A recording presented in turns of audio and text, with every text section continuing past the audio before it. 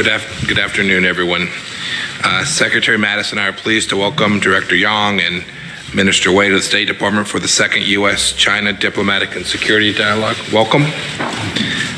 Presidents Trump and Xi launched this dialogue as a venue for candid discussions on issues affecting the U.S.-China relationship, and we advanced these discussions today in preparation for the upcoming meeting between our two leaders at the G20. As President Trump has made clear, the United States seeks a constructive, results-oriented relationship with China grounded in fairness, reciprocity, and respect. Personal relationships of trust and candor will go a long way in achieving these ends. This is why I was truly pleased to engage in friendly, constructive dialogue with Director Yang and Minister Wei today on a host of opportunities and challenges between our two countries.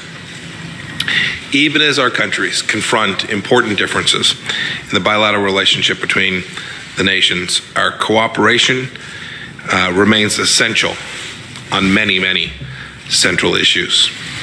For example, I expressed in our meeting today the importance of remaining united in the pursuit of the final, fully verified denuclearization of North Korea, as agreed to by Chairman Kim in Singapore. This means maintaining pressure through the continued strict enforcement of all UN Security Council resolutions. China's cooperation in enforcing those UN Security Council resolutions will help achieve meaningful breakthroughs on this important denuclearization issue. I also expressed our desire to see further cooperation from China in addressing Iran's nuclear and missile programs and other malign activities. We hope to work with the Chinese government and Chinese energy companies in this regard. Bringing Iran's oil export revenues to zero is a critical component of this campaign, and we discussed this today.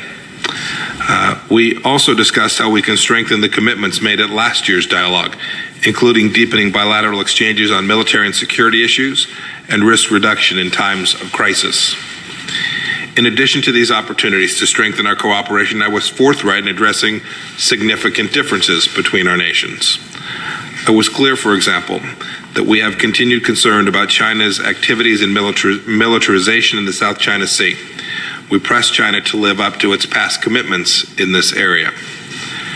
Regarding our strong ties with the democratic Tehran, I reiterated the U.S. policy has not changed and that we are concerned about China's increasing efforts to coerce others constraining Taiwan's international space.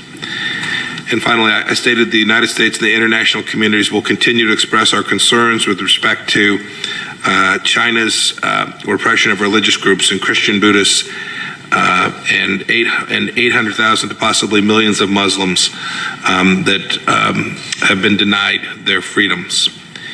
In closing, I want to state that this was an incredibly productive conversation. The United States is not pursuing a Cold War or containment policy with China. Rather, we want to ensure that China acts responsibly and fairly in support of security and prosperity of each of our two countries. I hope that our discussions today, as well as the upcoming discussions between Presidents Trump and Xi, will yield tangible results towards this goal. I am confident that they will. Thank you, and I'd now like to invite Director Yang to make his statement. Thank you, sir. 各位记者朋友、女士们、先生们，大家好！我和魏凤和国务委员兼防长非常高兴来到华盛顿，同蓬佩奥国务卿、马蒂斯国防部长举行第二轮中美外交安全对话。首先，我要对美方的热情接待表示衷心的感谢。今天上午，我们围绕做好习近平主席和特朗普总统在阿根廷20国集团领导人峰会期间会晤筹备工作进行了深入的讨论，并就中美双边关系以及共同 full communication on China-U.S. bilateral relationship and major international and regional issues of shared interest. The dialogue is candid, constructive, and productive. We highly commend the strategic guidance of summit diplomacy for China-U.S. relations, and we believe that under the current circumstances, the meeting between our two presidents is of greater importance to maintaining the steady and healthy development of China-U.S. relations. We agree to act upon the phone call of the two presidents on November the 1st to step up communication and coordination and make good preparations for the summit to ensure its positive outcomes. We also elaborate on our respective strategic intentions and domestic and foreign policies. The Chinese side stresses that China is firm on pursuing socialism with Chinese characteristics. Everything that we do is to deliver a better life for the Chinese people, to realize rejuvenation of the Chinese nation. It is not intended to challenge or displease anyone. China will stay on the course of reform and opening up and a path of peaceful development, and we are committed to working with other countries for a community with a shared future for mankind. China will remain a contributor to world peace and global development, as well as a defender of the international order. China has all along committed itself to working with the United States for non-confrontation, non-conflict, mutual respect, and win-win outcome, and to make positive contribution to peace, stability, and prosperity in the Asia-Pacific and beyond. We believe that as the top two economies in the world, the largest developing country and developed country, a healthy and steady growth of China-U.S. relations is in the best interest of the two peoples and people of the world. It is also the shared desire of the two peoples. The two sides will follow the direction and principles set out by the two presidents, manage differences with mutual respect, and expand cooperation in a mutually beneficial manner, and work together to pursue a China-U.S. relationship that is characterized by coordination and cooperation. The two sides agreed to handle differences and sensitive issues in a constructive manner. China reaffirmed its position on economic and trade issues. The two sides agree to follow up on the consensus reached by the two presidents in their latest phone call, to support the two economic teams to step up engagement and pursue consultation on issues of mutual concerns, and to seek a mutually acceptable solution. The Chinese side highlights that China is firmly resolved to safeguard its sovereignty and territorial integrity. The One China principle is the political foundation for China-U.S. relations. Taiwan independent forces and their separatist activities pose the biggest threat to peace and stability in the Taiwan Strait. The U.S. should recognize it clearly. We urge the United States to abide by the One China principle and the 3 China-U.S. joint communiques and cautiously handle Taiwan-related matters. The Chinese side also stressed that the proper handling of the Middle East situation, in particular matters related to Iran, is very important. About the deal on Iran, it needs to be continued to be implemented and observed. And the two sides should make continued contribution to peace and stability of the region. The Chinese side is committed to peace and development in the Asia-Pacific. We respect the United States' interest in the Asia-Pacific. At the same time, we expect the United States to respect China's security interests in the Asia-Pacific, China's sovereignty and development interests. China has undertaken some constructions on its islands and reefs. Most of them are civilian facilities. The purpose is to serve the interest of the Chinese people and also to provide public goods to others. At the same time, it is necessary for China to build certain security facilities in response to possible threats from outside. We believe that no country should use any excuse to engage in militarization in the region. Actually, to pursue militarization in the region will not only undermine interest of regional countries, but will hurt the countries who take these actions themselves. There is no such a problem of the freedom of navigation and overflight being obstructed. So to use the freedom of navigation and overflight as an excuse to pursue military actions is unjustifiable. China respects human rights, as other countries must do the same. As President Xi points out, there is always room for improvement on human rights. In China, people have the freedom to believe or not believe in religion. They are all Chinese citizens. Their human rights have been fully respected and protected. It is our hope that the United States could respect the fact. All in all, China and the United States should step up communication on the basis of mutual respect and work to handle well its own affairs.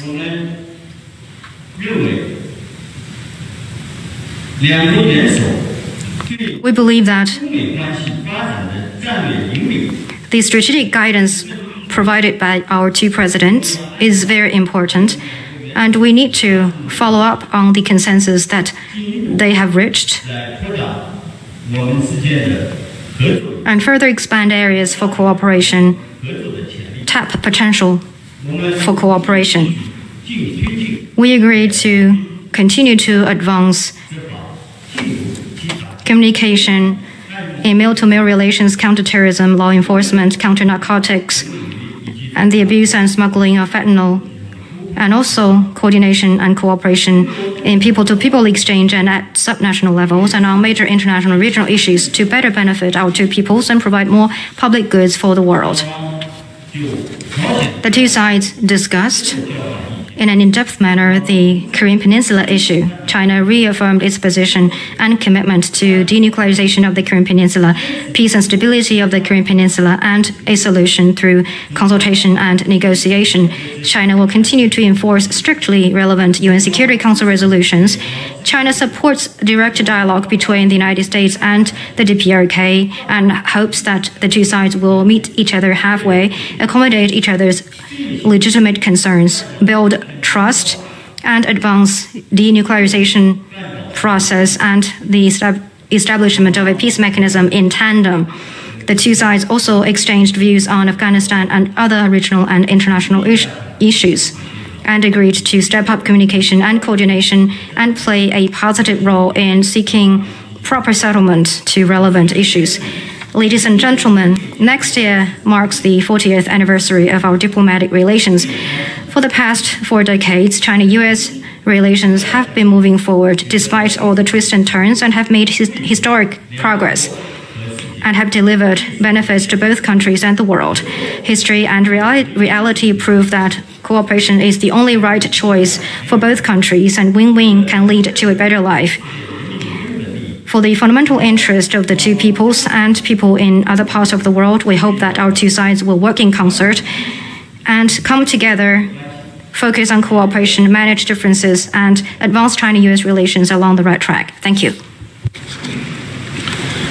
Well, good afternoon, ladies and gentlemen, and it's been a pleasure to join Secretary Pompeo in welcoming Director Young and Minister Wei to Washington for our U.S.-China diplomatic and security dialogue. And we thank you both for making the long trip along with your delegation from Beijing. Your visit reminds us that we build on a deep history between the United States and China, one that stretches back to the earliest days of our American experiment in democracy. Our meeting today is evidence of America's efforts to work toward a brighter future for both our peoples. President Trump's national security strategy makes it clear that competition does not mean hostility, nor must it lead to conflict. While our two Pacific nations may not always agree, we recognize it serves both our people's interests to cooperate where we can. High-level dialogues like this help diminish the space between us as we explore areas where we share common interest and common purpose. To that end, as Secretary Pompeo stated, today we discussed our shared desire to achieve the final, fully verified denuclearization of North Korea. We reaffirmed our nation's commitments to enforcing the unanimous Security Council resolutions in pursuit of that goal for the good of all mankind. As Secretary of State touched on, we also discussed the importance for all military, law enforcement, and civilian vessels and aircraft, including those in the PLA Navy, the Chinese Coast Guard, and the PRC Maritime Militia, to operate in a safe and professional manner in accordance with international law as we seek peaceful resolution of all disputes in the South China Sea.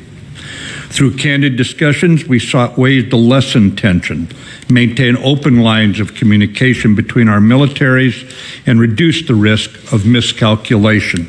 And we made clear that the United States will continue to fly, sail, and operate wherever international law allows.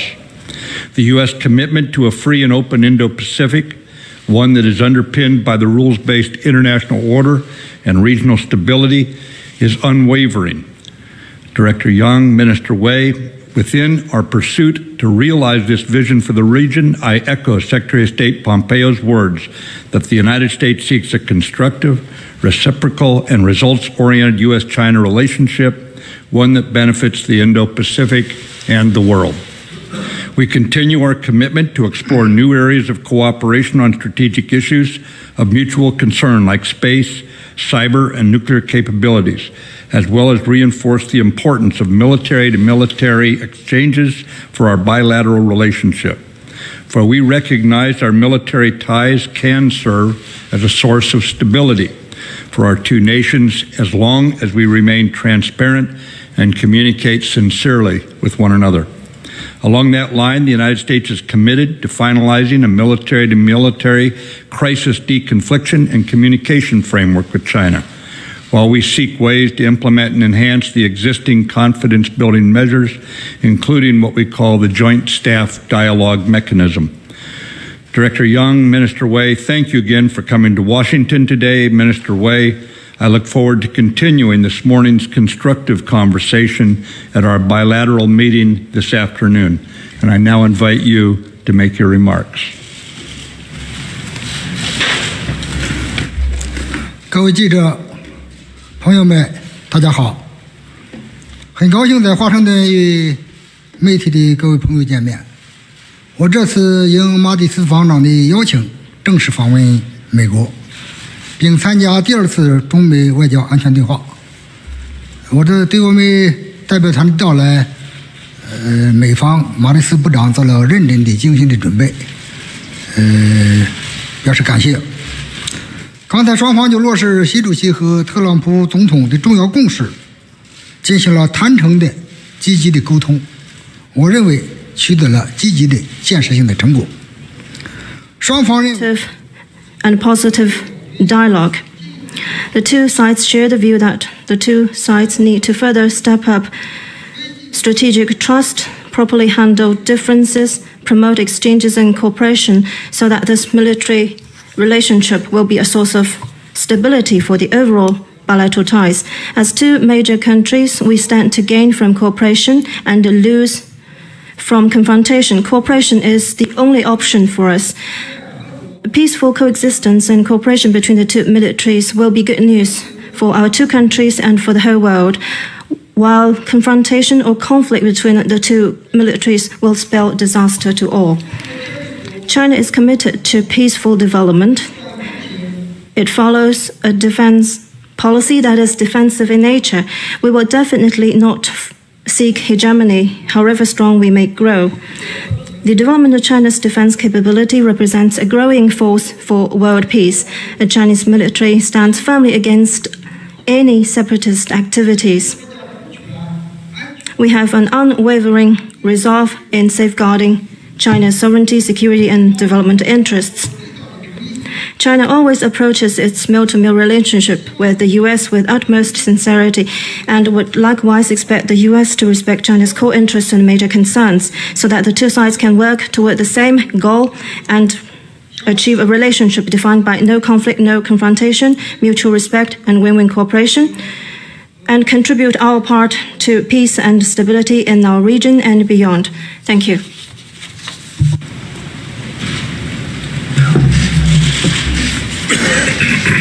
Thank you. We now have time for 4 reporters to ask questions. We will call on reporters, and we ask that each reporter limit their question to 1. For the first question, I'd like to call on the Voice of America, Ms. Nike Ching. Thank you very much. Good morning. Secretary Pompeo and Meadows. On South China Sea, what are specific things the U.S. and China are doing to build a military mechanism to avoid conflict? And if there are operational changes? Mr. Secretary, how were Uyghur and Taiwan issues being discussed during your meeting with the Chinese counterparts? What is the U.S. asking for? Is strengthening U.S.-Taiwan ties an irritant in U.S.-China relations? 杨洁篪委员，外界对于新疆的维吾尔人以及西藏的人权与宗教问题呢有许多关注。Director Yang, the world at large has expressed concerns over the human rights situation in Tibet and Xinjiang. The Chinese government has said it opposes interference into domestic affairs of China, but is China ready to invite and facilitate visits by U.S. officers and officials to visit those areas? Do you want to go first? Sure. In regards to our exercises and operations in the South China Sea, the United States adheres strictly to international law and the international maritime rules of the road, and we continue to operate anywhere in international waters, international airspace, as all nations are entitled to. So the most important thing is that we all pay equal attention to international law. Your question to me was with respect to Taiwan and the issue with the Uyghur population. The U.S. policy has not changed since this administration took office with respect to Taiwan. We honor the One China policy and the 3 communiques. Every action that we have taken is consistent with that, and we will continue to take actions that are consistent with honoring that commitment that is a long-standing United States commitment. And the United States is also unequivocal when it comes to human rights. We ask every country, China included, we have discussions to make sure that they treat the people of their nations with the respect and dignity that every human being is entitled to. And when it comes to religious minorities in China, we had a conversation about how it is that we hope the Chinese will treat their religious minorities and our concerns with respect to that. It was a good conversation and one that that is important to each of our 2 countries, I know. 刚才我已经讲。 In my opening remarks, I said that in our discussion, we talked about the issue of the South China Sea. China reaffirmed its principled position on this issue and pointed out that China has indisputable sovereignty over islands in Nansha and its adjacent waters. On its own territory, China is undertaking some constructions to build civilian facilities and necessary defense facilities. That is the right of preservation and self-defense that international law has provided for sovereign state that has nothing to do with militarization. They're legitimate. China is committed to addressing disputes through dialogue and negotiation with parties directly concerned. China is working with ASEAN countries to fully implement and comprehensively the DOC, and the consultation on COC is making good progress. Well, right now, the situation in the South China Sea is trending toward greater stability. In our discussion just now, the Chinese side made it clear to the United States that it should stop sending its vessels and military aircraft close to Chinese islands and rivers and stop actions that undermine China's sovereignty and security interests. And we urge the United States to play a constructive role for peace and stability in the South China Sea. That will certainly help reduce security risks. Taiwan is an inalienable part of the Chinese territory. On the basis of the One China principle, China has established diplomatic relations with over 170 countries. We will continue to remain committed to the One China principle that bears on China's sovereignty and dignity, its security and territorial integrity. That is an issue of principle. Matters related to Xinjiang are China's internal affairs. Foreign countries have no right to interfere. The Chinese government attaches great importance to social and economic development in Xinjiang and has taken a host of measures to promote stability, development, unity, and people's well-being. At the same time, within the confines of law, the government has taken steps to crack down on ethnic separatist activities and violent terrorist crimes to safeguard national security and life of property of the people. These measures have paid off. Right now, Xinjiang enjoys social stability, its economy is growing with a strong momentum, and ethnic groups are existing with each other in harmony. We hope that the United States could respect the fact and look at relevant matters in an objective light and stop interfering in China's internal affairs. In Tibet, various ethnic minorities are having good relations and their rights and interests are protected. A lot of foreign people have been to Tibet and Xinjiang. Facts are facts. Thank you. Well, Taiwan is an inseparable part from China. This is a position repeated by Director Yang. To achieve reunification is a mission for our party and country. In the oath of allegiance to the U.S., there is this sentence saying, this is a nation under the God indivisible. So it is the same with Taiwan. It is an inalienable part of China. So if this territorial integrity is under threat, we will do it at any cost, just like what the U.S. side had in Civil War. Now I will give the floor to Chinese journalists, one question at one time. From Xinhua News Agency, I have a question for Minister Wei. Could you brief us on China's defense policy and mil-to-mil relationship between China and the U.S.?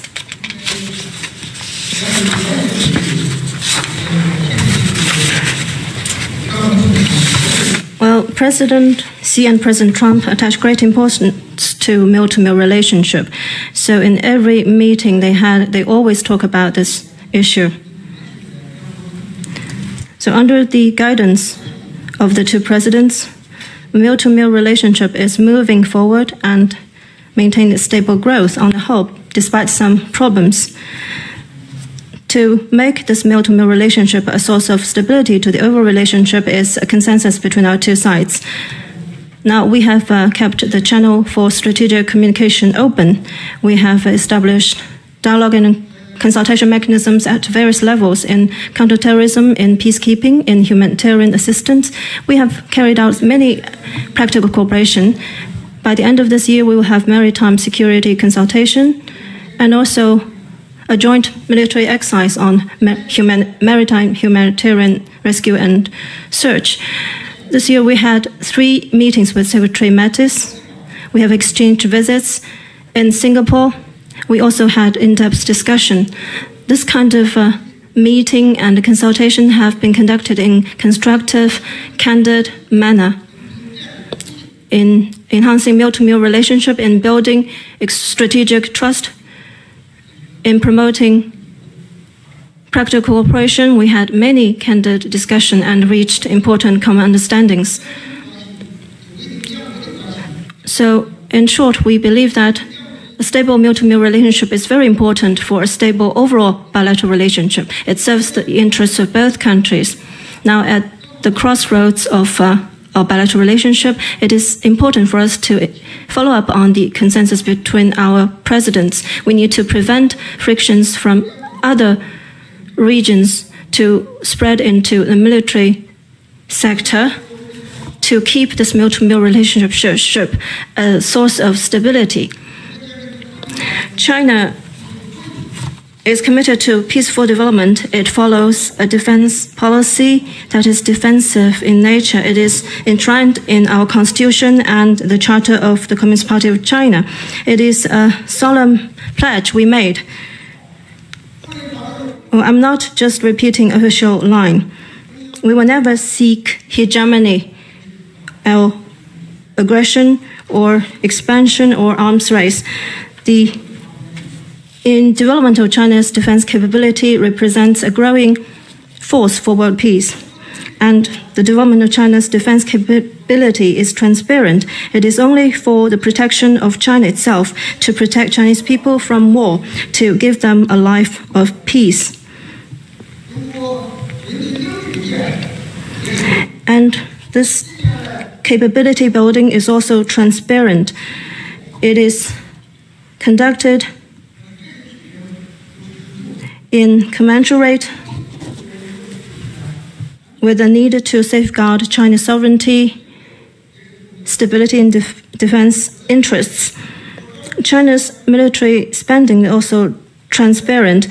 I have consulted my colleagues at the Ministry of Finance. Our military spending is made public to the world. We always report that to the United Nations. I think this can be made clear to all of you. China has been part of the UN report on military expenditure. Thank you.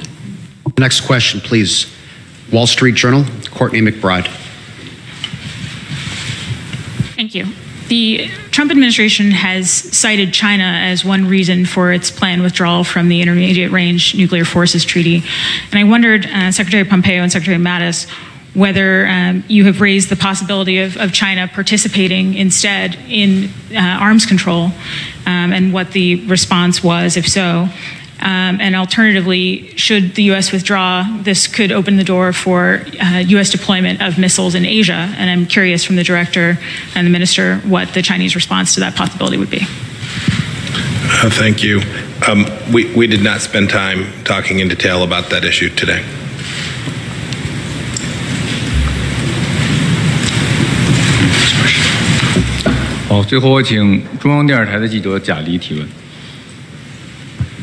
With CCTV. Thank you. Director Yang, can you elaborate on China's efforts for world peace and development? And in your view, how the current China-US economic and trade issues should be addressed? And can you comment on the prospect of China-US relations? Thank you.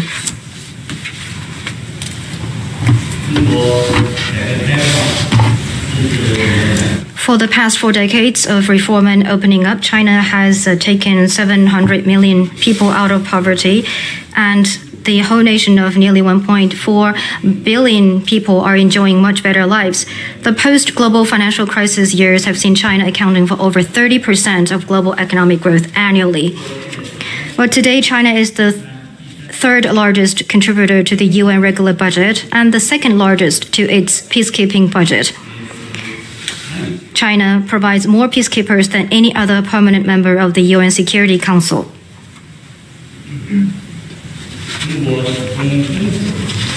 China is fully committed to the norms of international relations that are centered on the purposes and principles of the UN Charter, and China is more than ready to develop friendship and cooperation with all countries of the world.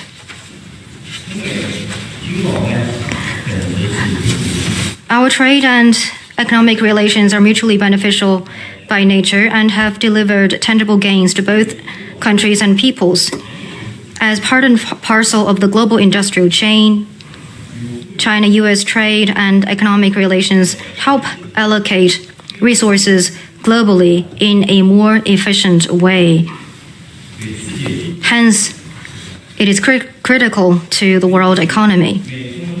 According to the US-China Business Council, trade and economic relations with China help every American family save $850 annually and create as many as 6 million jobs in this country.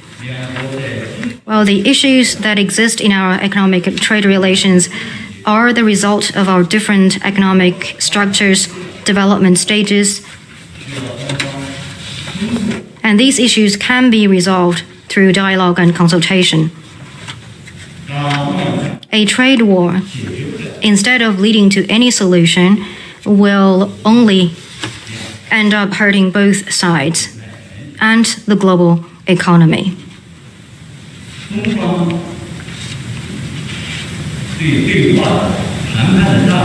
The Chinese side has kept the channel of dialogue open.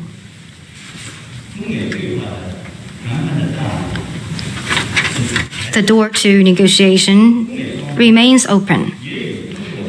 And let's not forget how our two sides have successfully navigated through previous rough patches in our economic and trade relations. I hope that our economic teams will follow through on what the President agreed upon in their November the 1st phone call, carry out equal-footed and good faith dialogue and communication, and before long, find a mutually acceptable solution.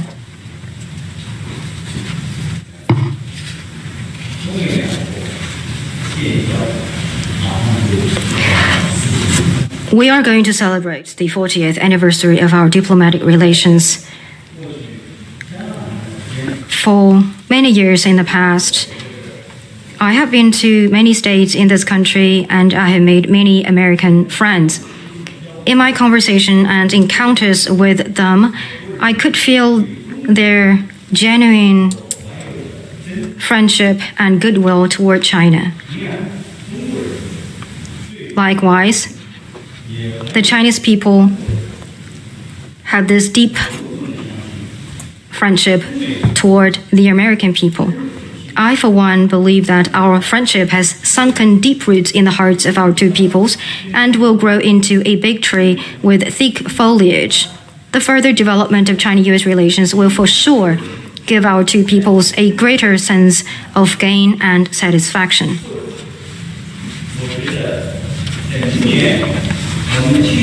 As we mark the 40th anniversary next year, we need to prove with greater progress that the great statesmen from both countries made the right decision to open the door of exchange with each other and to establish diplomatic relations. And that decision is the right one, and that has delivered real, tangible benefits to our two peoples.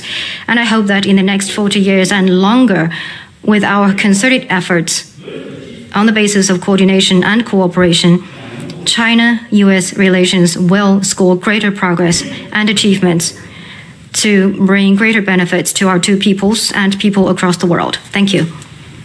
And with that, our press conference concludes. Thank you to all of our principals. Thank you to all of you. 大家谢谢. Thank you. Thank you. Friend, thank you. Thank you. See you in a minute. Thank you. Thank you. Bye-bye. 再松。